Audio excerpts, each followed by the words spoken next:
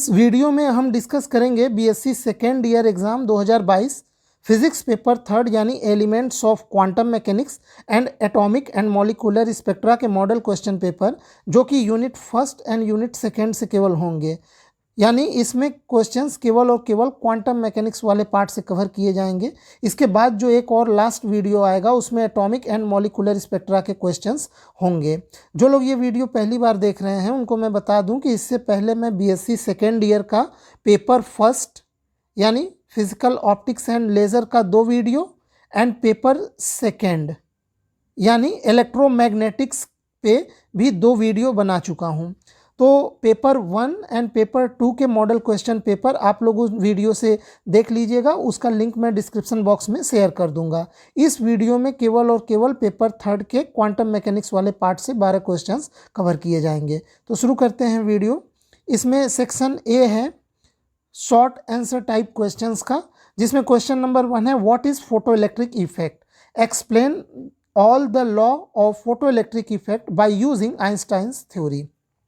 तो पहले आपको फोटो इलेक्ट्रिक इफेक्ट बताना है, यानी कि जब किसी मेटल पे लाइट, खासकर अल्ट्रावायलेट रीजन का लाइट इंसिडेंट होता है तो उस मेटल के सरफेस से इंस्टेंटेनियसली तुरंत इलेक्ट्रॉन इजेक्ट आउट हो जाते हैं, जिन्हें फोटो इलेक्ट्रॉन कहते हैं, और इस घटना को फोटो इलेक्ट्रिक इफेक्ट कहते हैं। और इनके जो नियम होते हैं फोटो इलेक्ट्रिक इफेक्ट के, जैसे कि जो rate of emission of photo electron होता है वो इंसिडेंट लाइट के इंटेंसिटी पे निर्भर करता है, और जो काइनेटिक एनर्जी होता है उन इलेक्ट्रॉन का, फोटो इलेक्ट्रॉन का, वो इंसिडेंट लाइट के फ्रीक्वेंसी पे निर्भर करता है।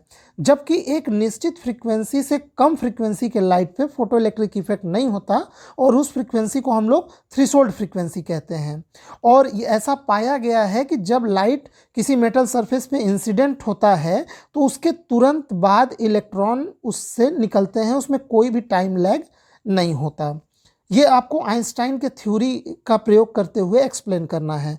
नेक्स्ट क्वेश्चन है what is de Broglie wave, obtain N expression for its wavelength. तो आपको डी ब्रॉगली वेव यानी मैटर वेव समझाते हुए जो मैटर वेवलेंथ होता है लैम्डा इक्वल टू h/p यानी m इंटू वी, ये डेरिवेशन आपको करना है। नेक्स्ट क्वेश्चन है question number 3, define phase velocity and group velocity and establish a relation between them. तो आपको फेज वेलोसिटी, ग्रुप वेलोसिटी बताना है और इनके बीच में एक फॉर्मूला रिलेशन होता है, उसको डिराइव करना है। नेक्स्ट है question number 4, write down short notes on. First है कॉम्प्लीमेंट्री प्रिंसिपल। तो कॉम्प्लीमेंट्री प्रिंसिपल शॉर्ट नोट्स में काफ़ी इंपॉर्टेंट है। आप लोग जानते हैं कि जो लाइट का डुअल नेचर होता है, यानी पार्टिकल नेचर और वेव नेचर, वो दोनों कभी भी एक साथ किसी भी फिनोमिना में नहीं शो हो सकता। यानी कोई फिनोमिना है, अगर वो वेव नेचर को प्रदर्शित करता है लाइट के, जैसे इंटरफेरेंस हो गया, डिफ्रैक्शन हो गया, तो उसी फिनोमिना में लाइट का कभी भी पार्टिकल नेचर शो नहीं हो सकता। दूसरी तरफ जैसे फिनोमिना कोई ले लीजिए जिसमें लाइट पार्टिकल नेचर शो करता है, जैसे फोटो इलेक्ट्रिक इफेक्ट हो गया, कॉम्पटन इफेक्ट हो गया, इसमें लाइट पार्टिकल की तरह शो बिहेव करता है, तो उसी फिनोमिना में लाइट कभी भी वेव का नेचर शो नहीं कर सकता। यही कॉम्प्लीमेंट्री प्रिंसिपल होता है। नेक्स्ट इसमें है B part, physical significance of wave function. तो वेव फंक्शन का आपको फिजिकल सिग्निफिकेंस बताना है। ये श्रोडिंजर वेव फंक्शन काफ़ी इंपॉर्टेंट क्वेश्चन है। नेक्स्ट है expectation values of dynamical variables. तो डायनेमिकल वेरिएबल्स के एक्सपेक्टेशन वैल्यूज क्या होते हैं, इनको कैसे कैलकुलेट किया जाता है, इस पे शॉर्ट नोट्स लिखना है। नेक्स्ट है basic postulates of quantum mechanics. तो क्वांटम मैकेनिक्स के कुछ पोस्टुलेट होते हैं, 3-4 पोस्टुलेट्स होते हैं बेसिक, उनके बारे में आपको शॉर्ट नोट्स लिखना है। नेक्स्ट है question number 5, what is the condition of normalisation and orthogonality of wave function. Another important question, आपको नॉर्मलाइजेशन और ऑर्थोगोनैलिटी या इसको ऑर्थोनॉर्मैलिटी भी बोलते हैं, उसका कंडीशन बताना है। नेक्स्ट है स्टेट एंड प्रूफ हर्नफिस्ट थ्योरम। वैसे तो इस थ्योरम का 2 पार्ट है, लेकिन इस तरह से अगर क्वेश्चन पूछे तो आप लोग इस थ्योरम के दोनों पार्ट का स्टेटमेंट लिखते हुए किसी भी एक पार्ट को प्रूफ कर दीजिएगा। नेक्स्ट है क्वेश्चन नंबर 7। क्वेश्चन नंबर 7 है derive the Schrödinger equation for both time dependent and time independent system, also right the equation for a free particle. तो सबसे पहले आपको टाइम डिपेंडेंट और time independent Schrodinger wave equation derive करना है और उसके बाद उन दोनों केस में फ्री पार्टिकल के लिए आपको इक्वेशन को डिराइव करना है। फ्री पार्टिकल मतलब समझ रहे हैं, उस इक्वेशन में आपको potential V equal to 0 put करना पड़ेगा, तो वो ऑटोमेटिक इक्वेशन फ्री पार्टिकल के लिए हो जाएगा। नेक्स्ट है क्वेश्चन नंबर 8।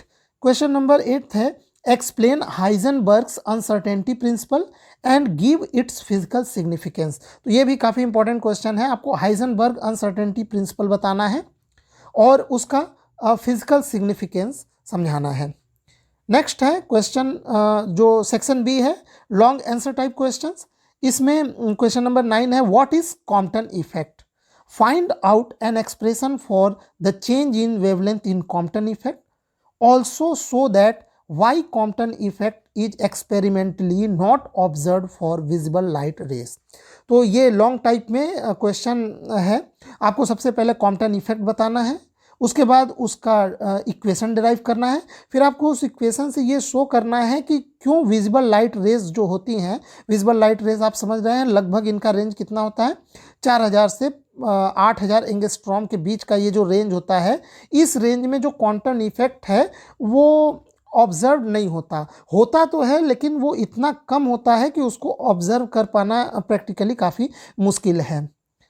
जो कॉम्पटन इफेक्ट मेनली ऑब्जर्वेबल होता है वो लगभग 1 एंगस्ट्रॉम के आसपास का वेवलेंथ यानी एक्स रेज हुए इस तरह के वेव में ज़्यादा आप उसको फाइंड आउट कर सकते हैं। नेक्स्ट है question number 10, derive the Schrodinger equation for a linear harmonic oscillator and obtain the eigenvalues and eigenfunction, discuss the significance of 0 point energy। तो लीनियर हार्मोनिक ऑक्सीलेटर से एक क्वेश्चन आ सकता है, इंपॉर्टेंट है।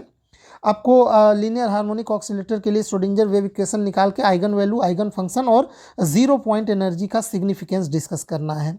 क्लासिकल सिस्टम में 0 point energy यानी उसकी energy 0 हो सकती है, लेकिन जब आप लोग इसको डिराइव करेंगे तो पाएंगे कि क्वांटम मैकेनिकल सिस्टम में 0 पॉइंट एनर्जी 0 ना के कोई ना कोई फाइनाइट वैल्यू आती है।